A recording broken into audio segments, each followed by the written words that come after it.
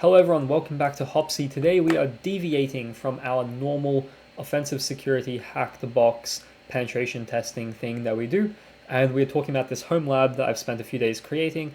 It's pretty cool. We have 3 VMs running pfSense, that's like the firewall. We have what I call victim Linux. It's literally just Kali Linux running to access the UI of the firewall, and I've got that labeled as management because it's of course managing the firewall. Then we have Metasploitable 2, which is really the thing that's emulating like a user on this network, and that's under user groups. And I would have expanded, maybe have a few more machines, but at the moment there's really no point. Like running more than one Metasploitable 2 is not going to give any more benefit from the defensive security side because it's the same machine, right? The vulnerabilities are the same, the attack vectors are the same, everything is going to be the same. So that's not really my interest. The future goals of this lab will of course be adding like some CM, and the CM will in the future be collecting logs. So I mean, obviously it's an event management, but the logs will be, okay, was this like a failed SSH or what kind of attack, so I can create the attacks and standard like events that they do on CM myself, and that'll be pretty good for a defensive experience. We can also add like, say, Windows Server 2019, maybe a few hosts as well, Windows hosts, and that would also be very beneficial, but we of course limited by hardware. I'm running this on my laptop, which has 32 gigabytes of RAM, and then I believe it's 12 processors and 6 cores, and then just like a standard i7. So there is limitations in terms of hardware. Maybe that means I have to buy some sort of Raspberry Pi, pull out some old systems. When I say systems, like old laptops and stuff that's sitting in my storage somewhere, and connect them. But for the moment, like having this all on one VM group is really helpful, especially when it comes to like the network aspect of it. So anyway, we're just going to run through what my home lab is. So first we should probably start with, again, the first thing I configured, which was the firewall. And why we're not starting with like the management or Metasploitable 2 is because if you look at firewall, we have 3 network adapters and count 3 things. So the first adapter is paravirtualized network, and then NAT, so network address translation. Then we have adapter 2, which is internal network LAN 0, and adapter 3, which is internal network LAN 1. And why I brought that up is because these guys are not using their own network. Rather, they are kind of routing all their traffic through the firewall. I mean, of course, that's the point of having the firewall. But we can see that this one is on LAN 0, and this one is on LAN 1. Well, internal network LAN 1 and internal network LAN 0. So again, for them to kind of have internet and access to things in the way we want them to have access to things, you need to set up the firewall first. So I believe I didn't show you yet what pfSense looks like. So if I just press show, and this is realistically what it looks like. You can download it. I believe I have the file on the side here. If you give me 1 second, this is where you can go to download it. It is, I believe this one here is the one I use. This is the image, ISO image. And then you have to use like 7Z, I believe, to download it. You can probably use GunZip, but I use 7Z, had no problems. And if you're on Kali or like any other Linux, GunZip or 7Z will probably extract it properly. Just I know that on Windows, like a normal extractor doesn't work. So just like fair warning. We can see we have WAN, VNet 0, LAN, VNet 1. We really only care about this because 10.0.0.1 is what we use to access the admin page for the firewall. And then we have CyberRange, which is literally user groups, but I changed the name after I was following a tutorial, and the tutorial had CyberRange, I had CyberRange. And then I realized what it was, how to use it, blah, blah, blah, and I changed it to user groups. But yeah, now it's kind of still saved as CyberRange. I could change it, but I haven't done so yet. And just like fair notice, when we go to the user group and we try like pinging things, 10.6.6.1 is like the DNS lookup. Or what they use with DNS lookup, I kind of will show you later, but I blocked all private networks and DNS completely fails. But if you do like ping 8.8.8.8, which is Chrome, I believe, or Google, no, it's Google, then it like works. But if you then ping google.com, it doesn't work. So if you unblock 10.6.6.1, it works. Anyway, that's like a future thing. So this is the firewall. Again, we're not going to do anything here, so we're going to go to management, which is going to show you the UI. opening the control panel takes you to like the main control part. That shows you the MAC addresses of my devices. It also shows you a few other things that I don't necessarily want you guys to see. It's mostly because even though if you did hack this, you'd just be in my hypervisor, and I doubt you'd be able to break out of it. I don't want to take the risk. There's just no need to show you too much. But really all that matters here is the firewall. I'll quickly just show you the interfaces, but if I show you the assignments, it's going to show you my MAC address. WAN, LAN, and user group. So WAN is actually like VTnet 0, and then LAN is like VTnet 1, and then user group is VTnet 2. In terms of like how we have it assigned, this is like LAN 0 and this is LAN 1 in terms of the interfaces from the VM side, but we really don't care too much about that. WAN obviously has literally no rules at the moment, except for this block bogus networks, but I have nothing connected on the WAN, and since it's just like wide area network for myself, there's no stresses there. I should probably put a rule that just blocks everything, to be honest, but whatever. Then we come here, and LAN is, so my Linux machine is on this group, this network. The rules we have is basically this anti-lockout rule is the first important one. That's just to make sure that I'm always able to access the UI interface, because of course if I have this I have a block access or to WAN interface, but if I had, which you'll see in user group, if I have like the block everything rule at the bottom, then without this we'll basically be blocked and we'll never be able to access the UI, and then I'll need to reinstall everything, and I really don't want to do that. But yeah, so anti-lockout rule. Then we have blocking access to WAN interface, because like no intention of using WAN interface, it's not needed. Plus this is default rules. Default allowed any LAN rule, and then same for IPv6. So you could probably have one rule and then just have it as IPv4, IPv6. But inherently when I open this, these rules are already pre-installed. I didn't really change them, and I don't see the point to change them yet. I might just put like disallow every rule at the bottom like I have in user group, but user group is the one that had no rules, and these are all the rules that I in fact added. So why I want to talk about firewalls so much is because the first part of this lab and most of the time I spent is kind of just looking at general firewall rules. And biggest discovery that I was able to make is you basically have implicit and explicit blocking. I forgot which one was exactly which. It doesn't inherently matter. All is one is you whitelist everything you want, and then everything else is just like blacklisted and not allowed. Or you blacklist things you're aware of, and then you whitelist everything else.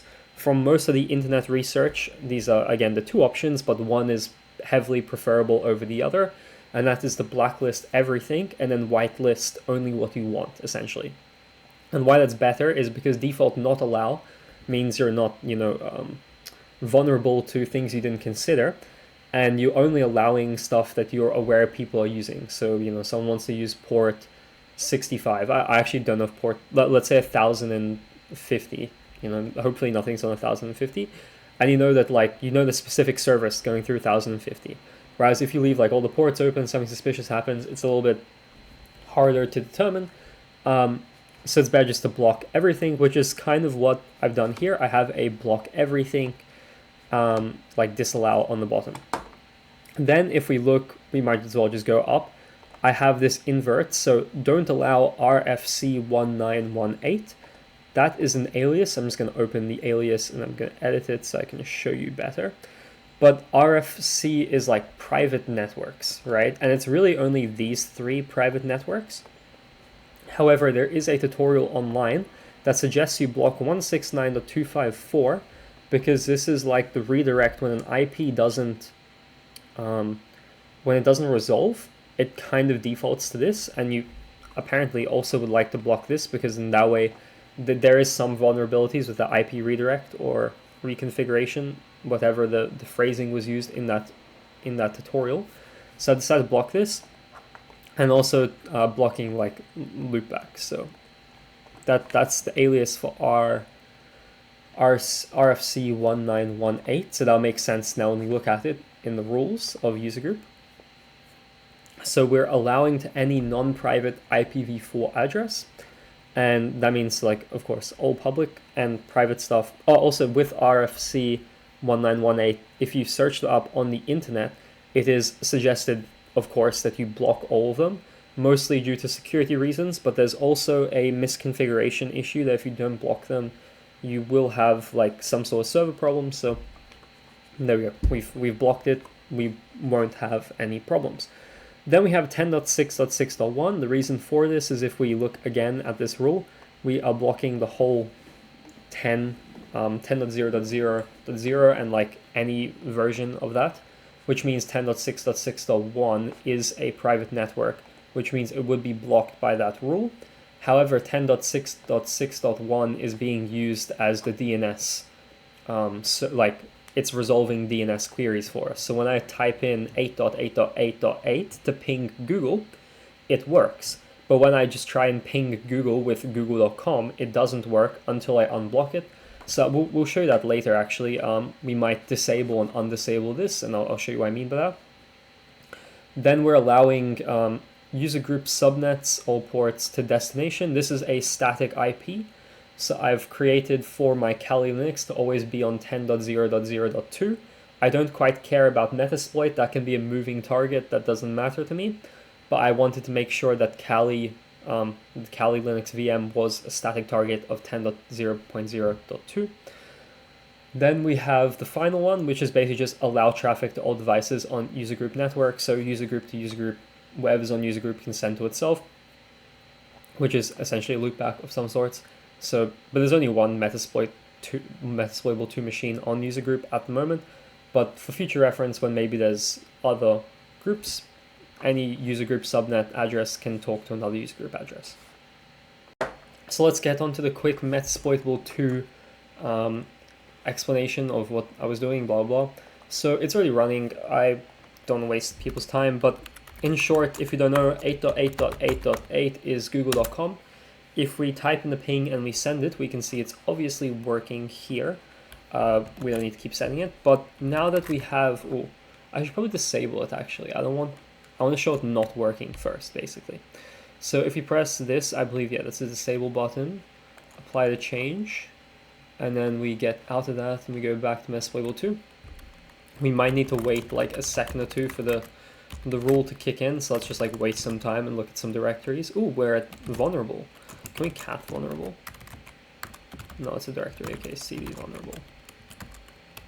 There's some stuff here. Okay, let's not look at that though. Cool, okay, that should have been enough time wasting so that it goes down. So if you ping google.com, absolutely nothing happens, which is what we expect. I'm going to quickly just jump back to Linux and undisable it because we want it to come back as soon as possible. Close, show, open, okay, clear. So it doesn't know what the host google.com is. Maybe I don't know why, but I mean, I do know why because we had the firewall rule disabled, but no, I don't know why. Anyway, if we ping 8.8.8 again, we can see that's still working. But if we ping google.com, it's probably a little bit still too early. The rule probably hasn't picked up yet, but let's just hope now it's picked up. Google.com. I had to wait like a few seconds last time. It will just, yeah, okay, there we go. So now it is pinging, which is successful. We can do some other things. So maybe you like YouTube, so youtube.com. Let's ping that. Did I spell YouTube? No, okay, it's spelled correctly.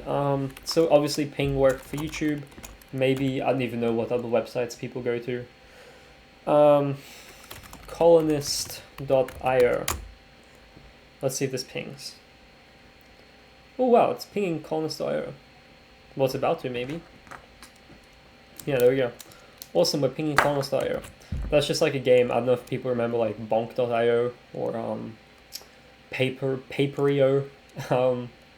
And then there was definitely a few others. I forgot the name. There was one where like a different shape, and then the shape had guns, and then you were trying to destroy the other shapes. But yeah, that was fun time for sure.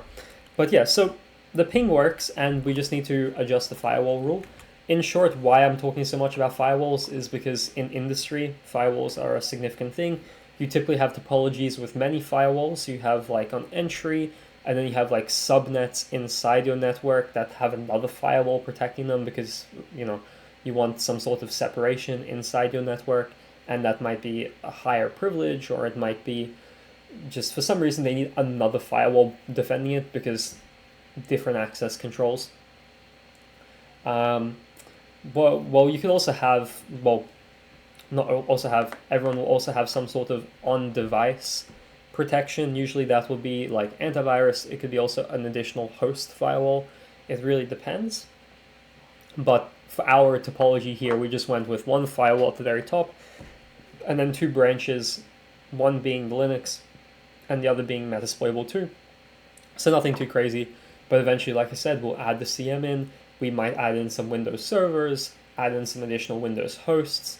It really just depends where I want to take the home lab. I think to do the CM, I could literally just download CM, get all my logs forwarded from Metasploit to it, maybe also forward my Linux logs to CM, forward the pfSense firewall logs to CM, basically log everything, see what's happening. But I think that'll be like step 2 almost. This is just a V1. I want to get a lab working. It's quite intensive, as I said, on the hardware. So hopefully CM isn't too bad. I don't think Splunk takes up that much, but we'll see when I get there. Anyway, I hope you enjoyed this very basic lab demo. If you want to do it yourself, I will add like the pfSense into the description. Kali Linux is literally just go to Kali Linux download. It's nothing crazy, and the same with Metasploitable 2. I might still just add the description in. It's not too hard. I will also potentially provide one of the tutorials, but honestly, I think you learn a lot more when you do it yourself. I started out with the tutorial, but honestly, there's so many, some are outdated, some like don't really, you follow it, right? But you don't understand what you're doing. So I think it's a lot better if, you use it as like a little bit of guidance, what your end goal is going to be.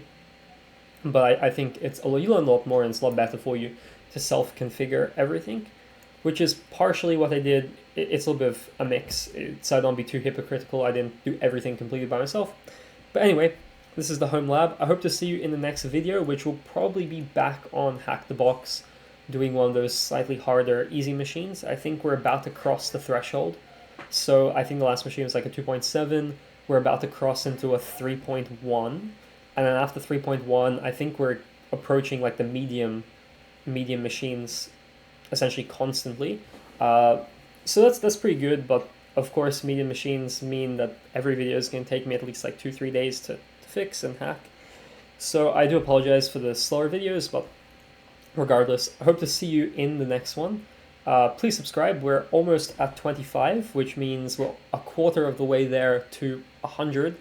And I don't know, I'd like to hit 100 one day. That'd be great. But yeah, anyway, see you guys in the next video. Thanks for watching. Goodbye.